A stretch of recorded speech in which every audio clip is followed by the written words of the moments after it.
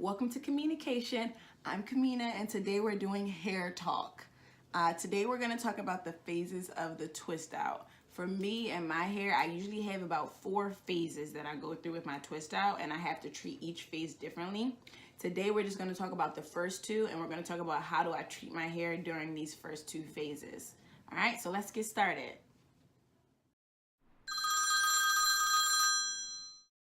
So basically, everyone talks about like wash day and everybody talks about twist outs, but no one really talks about what goes on between when you wash your hair and then all that time in between until the next wash day. So that's what we're gonna talk about today. All right, so in phase 1, that's gonna be the first like 1 to 3 days of your twist out. This is what I call the OG twist out, which basically is the one that you just took these, whatever you did your Bantu knots, you did your flat twist, your 2-strand twist, whatever, you just took it out and you're not gonna manipulate it. Your curls are probably really tight, really defined, but they're also really shiny and moisturized. Now, although they don't look exactly how you want them to look, well, it's likely that they don't. Even though they don't look exactly how you want them to look, you need to leave it alone. This is your low manipulation phase, or really it should be no manipulation phase. Leave it how it is. This is how I make my afro last as long as possible. I leave it alone, okay? So what you want to do is use coconut oil to unwrap your twist. You just want to like coat your hands in it. I get the big tub of coconut oil that I can dip my fingers in, but if you have something different, pour it on your hands, kind of get it all rubbed in, and then untwist your twist with it in your hand, on your hands. And when you're separating the strands, you want to make sure that you're separating them where they naturally separate, and don't do it more than once. So you can see there are places where when you pull the hair apart, you can see a space in between it. That's where the hair naturally separates.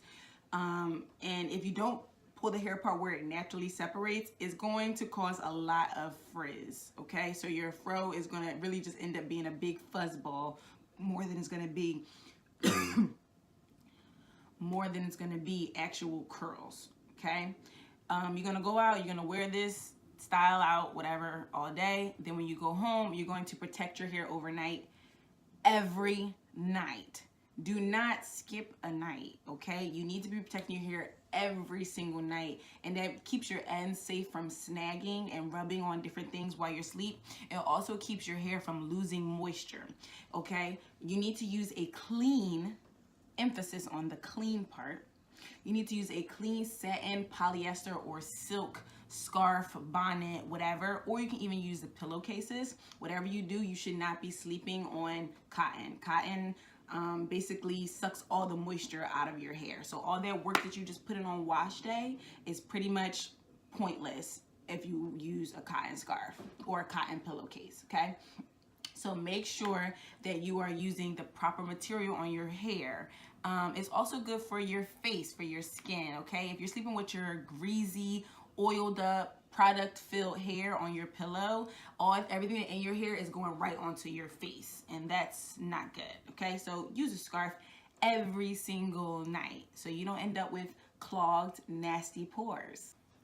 The next phase is phase 2, which is maybe like day 3 to 6 of your twist out. And this phase might last you another 2 or 3 days. This phase I call the twist out of your dreams, okay? This is my twist out of my dreams, sorta. I'm about 6 days in to my twist out now. And you see I have defined, textured curls. My hair is maybe a little dull, but it is moisturized, and it's in my desired shape. This is my twist out of my dreams. Sometimes your twist out of your dreams does not come until the day before wash day, and that's okay. We're all different. But if you follow my phases and you do no manipulation for the first 3 days or so, you should be able to get this type of style by the second phase of your twist out, okay? So anyway, during this phase, I do finger styling only.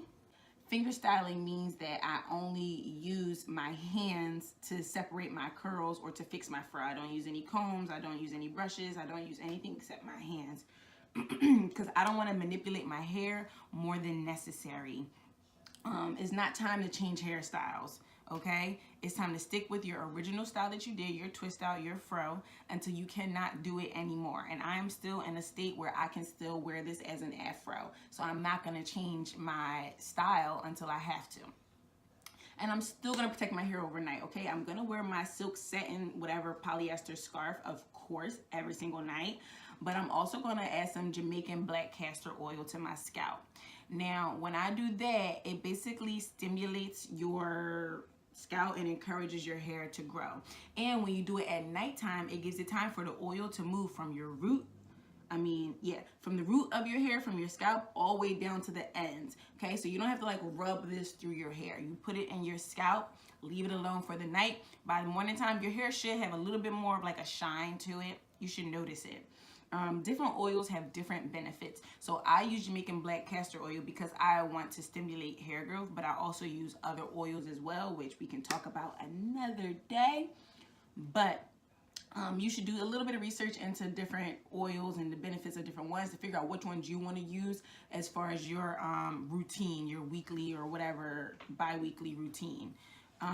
But be careful. That's why I say do your research, because if you're not careful and you put the wrong oils together, it can negatively affect hair growth. Okay, so now that we're getting toward the end of phase 2, your curls are probably losing definition, your hair is losing shine and moisture, and it's about time for you to re-moisturize. That is what's gonna kick off stage 3 or phase 3 of your twist out, okay? But if you're still in phase 2 and you still have some definition and some shine, you might go ahead and like do a little chunky twist just to keep that definition for just like another day before you have to really go in and moisturize your hair.